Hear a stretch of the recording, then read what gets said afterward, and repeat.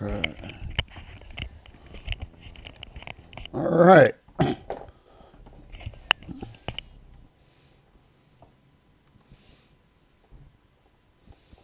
There we go.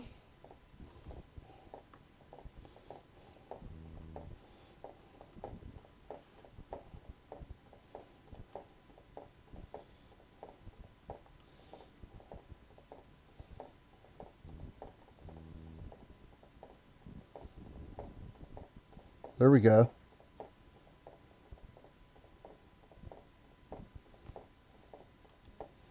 All right.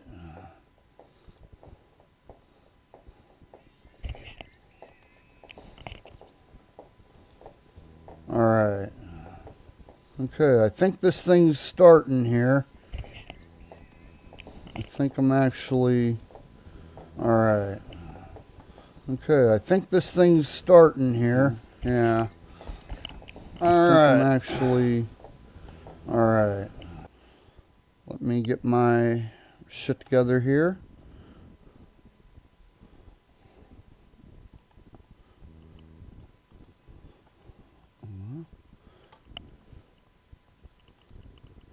All right. So, firstly, I'd like to welcome everybody to the first episode of the... It's currently Malcara Creations episode, podcast, but I'll be coming up with some type of different name for that. But I've got a live chat going here. So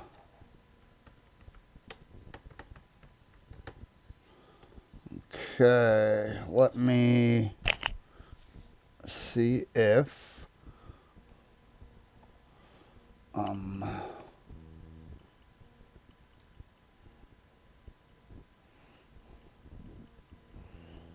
all right.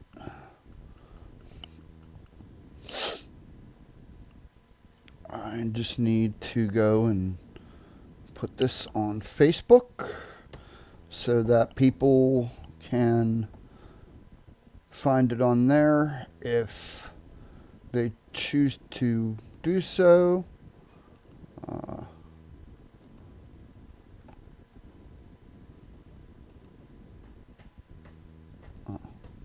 Come on. Sometimes computers make things so much more difficult.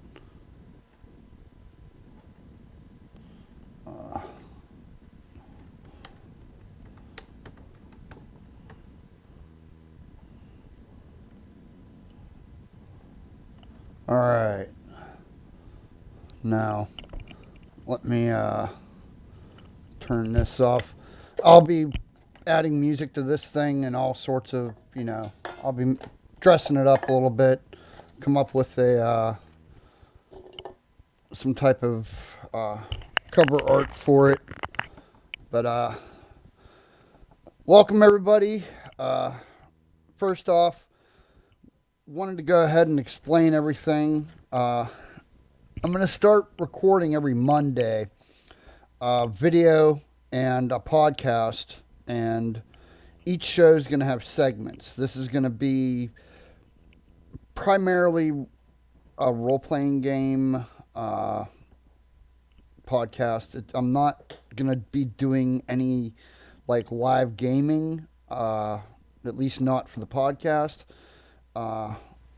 This is more about the talk, just about subjects related to role-playing games, and talk about different role-playing games. It's a talk show essentially, but it's also from my way to talk about my world that I'm creating and the video game that it's worked off of, and the different novels and stuff that I'm working on.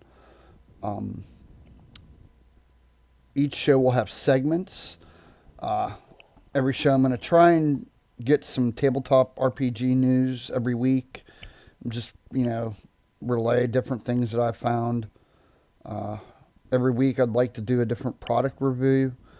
So I'll definitely be taking suggestions for those. I'm also going to be doing every week different Neverwinter Nights Enhanced Edition and, the Legacy, we call it, I think, 169. Different news bits from that community. I'm the admin and creator of the Neverwinter Nights Facebook community group. And I, play the game. I'm pretty. That's the game I'm creating my world for. And then every week I'll be doing a weekly update for my games, my worlds. Some type of little, what I've gotten done. Different things we've come up on, things we want to put out to the people in the community and get opinions, whatnot, I'm also going to be having guests occasionally, which could be either via Skype or in studio. It all depends. And then bonus episodes, I was thinking about if I get enough likes and whatnot for every episode, I could cover any RPG topic, including game companies, designers, game histories, gamer advice. I'm willing to talk about anything. I did a podcast episode for a guy named John Towers who does an episode of the Abercast. I'll put a link in the description to this episode of that episode, but I did one for the Satanic Panic of the 1980s and 90s because I was there. I was on the front lines of that thing. I dealt with that stuff as a kid and into my 20s. And now that we've been 20 years removed from that, there's been a lot of different revelations about what went down and why it went down and how it went down, and things that in my opinion, we need to still keep our eyes open for because, there's still different religious organizations still to this day claiming that Dungeons and Dragons is a satanic tool or game, or it involves black magic. And, like I tell people, if the spells in that game were real, I wouldn't be sitting here. I would be in charge of the world because I would have casted a lot of spells to make me pretty powerful.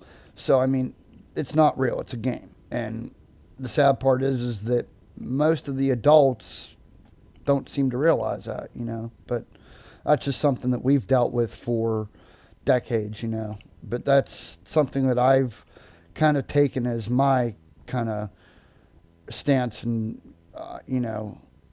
I seem to know a lot about it, and I may even do an episode of it for this podcast, as a bonus episode, or I could talk one about, Gary Gygax, or I could talk one about the other guys that started TSR, or even TSR itself, any game company, any game. I just need we'll do, a poll and, we'll vote, every week if we have to, and I'll do a bonus episode, and that'll give me stuff to research, and I think it'd be interesting. I think people might like that. I'd like to have a weekly Q&A session too, where essentially I either take questions via live chat, or I can put my email at the end of this, and you guys can send me messages via email, and I'll answer them on the weekly podcast, excuse me. I'm a smoker. I don't have COVID-19. Don't worry. But I'm still going to be releasing video of the world I'm designing for Neverwinter Nights and for Tabletop. It's mainly Neverwinter Nights. I'm slowly rebuilding it, which leads me to the changes of design. What pretty much is going on with my world. I went originally with this idea that there were two twin worlds. Think of like my head being the sun, okay, and there being two worlds, that orbit around my head at roughly about the same, place all the time. They're never, near each other. They're always constantly across from each other, and the sun's in the middle. So they can't see each other. Well, these two worlds, one of them originally was the world that all the fantasy races lived on. They didn't know about this other world. So for thousands of years, you had all the different, it was a fantasy world in and of itself with all the races and different cultures and everything going on there. Well, at one point, all the humanoid monstrous races, your orcs, your goblins, your kobolds, your lizardmen, your giants, your anything that looks human or roughly human shape, all kind of teamed up together at some point and formed what they called the Brotherhood. The Brotherhood realized that there was a bigger threat to not only themselves, but this other continent of races and cultures that were your humans, your elves, your dwarves, your halflings, your gnomes, and there was one tribe of orcs on that continent called the Wound Clan. It's one that me and my friends kind of came up with. We'll be talking about them at a later time when I can get my buddy Corky on here and maybe another guest or two. I might try to get the original Wounds on here and, just talk about it. I think that would be kind of cool. But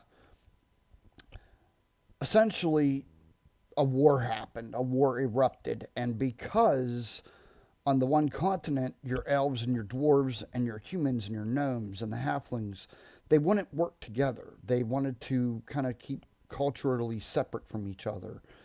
Well, by not working together, that kind of caused their downfall when the Brotherhood came from their continent to the continent of the, normal fantasy races, as I tend to call them. When this war erupted, each race started to fall, and the survivors started falling back towards the human lands, and as more lands were taken by the Brotherhood, the humans and the remnants of the other cultures and races came to the realization that they needed to either make a last stand or find a way off of this planet. And by luck, they discovered an ancient temple. Inside this ancient temple was a portal that took them to another world that was uninhabited by any monstrous humanoid races. But it wasn't inhabited by any of your standard fantasy races like elves or dwarves or anybody. So they realized that they could go there and make a fresh start. So in a last-ditch effort, groups of each one were chosen to either leave or stay. And the ones who stayed made a valiant last stand to buy the other people time to get out. Well, they did so, and it was successful. Because after the last man fell, the last couple people went in through the portal, and once they had emerged on the other side, they closed the portal, and to the Brotherhood's detriment, they couldn't enter that temple. And you'd have to either play the game or read the novels or whatnot to find out why, but they couldn't even go in it. So they couldn't traverse because there were things in there set up so that only certain races and classes could. Now, the Brotherhood didn't realize this. I'll go in more detail in another video about that all, but essentially, thousands of years go by, the Brotherhood forgets about those other races. They take in and adapt all the cultures and everything. They literally just, everything they find, they study and they learn. And through a few captives that they manage to keep to translate things. They were able to learn how to decipher different books and different texts and whatnot. So they effectively, for a few thousand years, started studying these different cultures and races as ways of life and started adapting them to their own. So, 2,000 years go by. An adventuring party, on accident, stumbles through the temple on the other side where the portal on Kelstrata, which is the homeworld of the humans and dwarves and elves, the standard fantasy races. They stumble through that portal onto Malkara, and as they emerge from the temple, they discover a world they've never seen before, and that people never have thought of. It's going to be where the Brotherhood have essentially taken over this continent, and they've taken over all these races' ways of life. So you have, goblins who are mimicking elves. You have, bugbears mimicking dwarfs, so on and so forth. But then in each culture, which there's going to be like a Egyptian style culture, a Japanese style culture, an African style culture, a Greco-Roman style culture, and a Viking style culture. Each one has different members of the different monstrous humanoid races or the Brotherhood. They don't stick to just one. Each culture has a wide variety of members of each humanoid monstrous race. So what you get is these creatures have located areas that have been protected from their kind, but they're not protected from these other humanoids. So they need people of elven and dwarven and human stature to get into some of these ancient sites and find out what's in there. And other sites that will be discovered in future things. And then there's also, just the whole politics of that whole situation.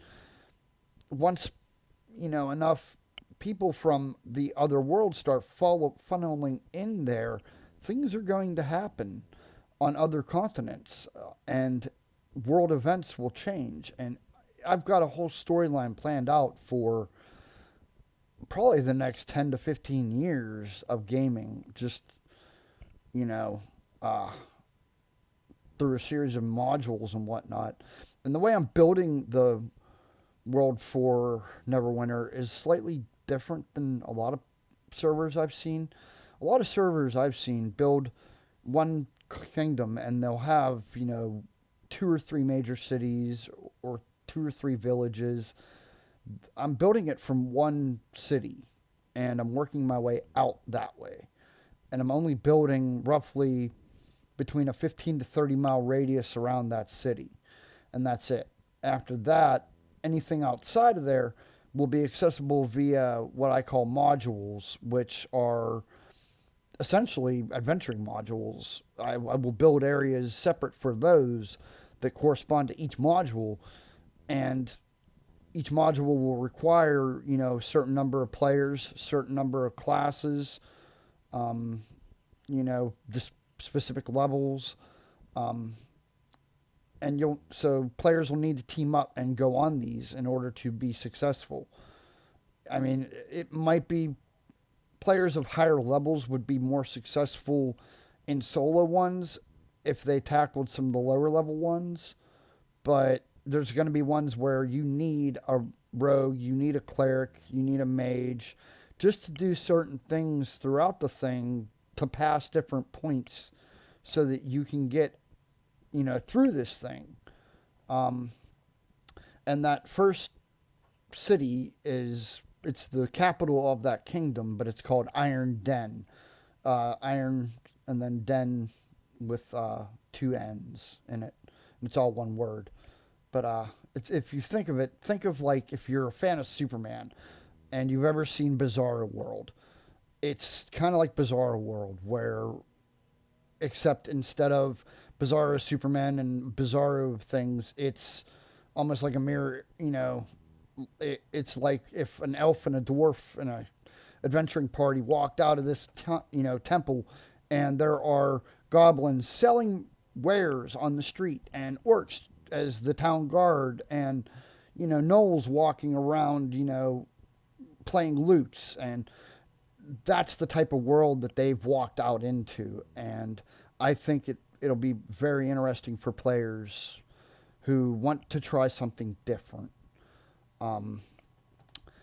And also with this little update here, I wanted to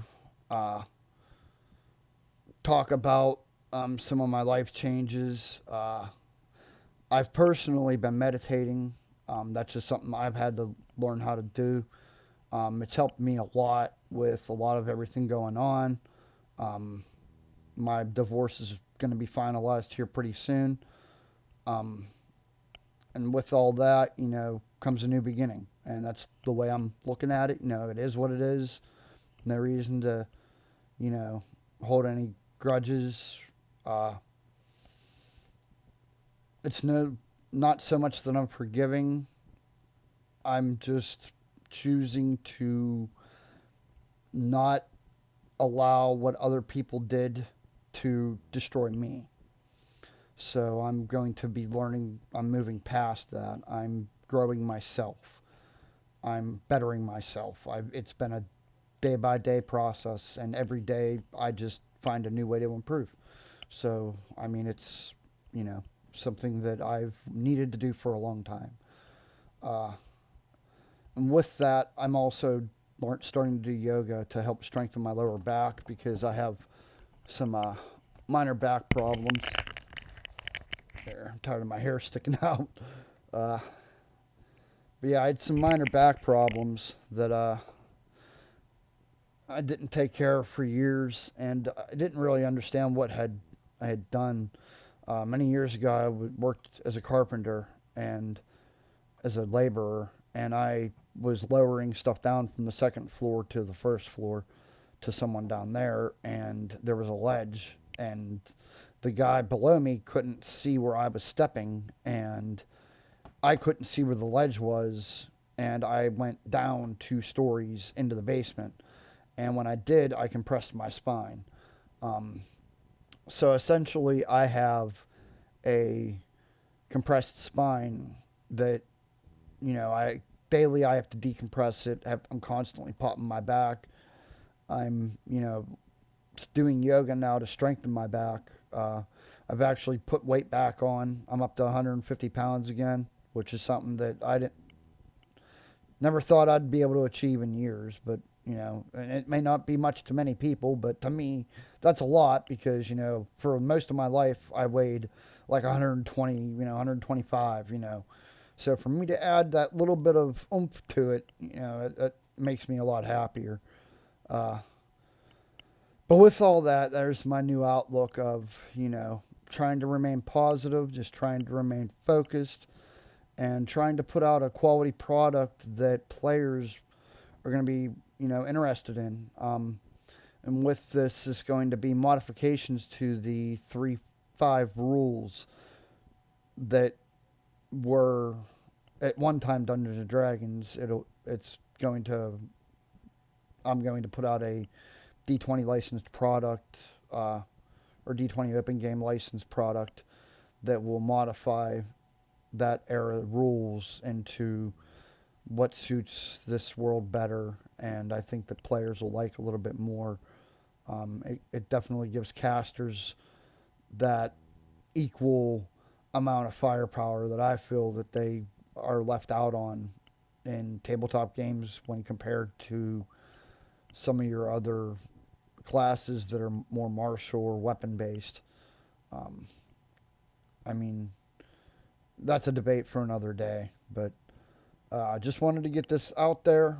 Don't want to make it, too crazy, but I will be putting another video out on Monday, probably talking a little bit about that first area. I will be doing another episode of this, essentially the first official episode of this, the Malcara update.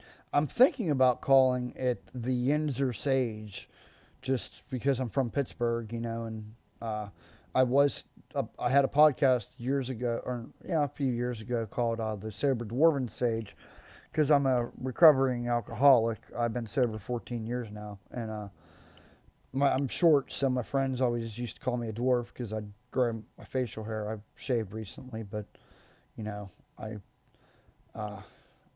needed a change. But pretty much, I'm thinking about, I might go with that Yinzer Sage and attach it to the Melcar Creations page. So that'll be where you can find episodes of that. I guess I'll be calling it that, the podcast that.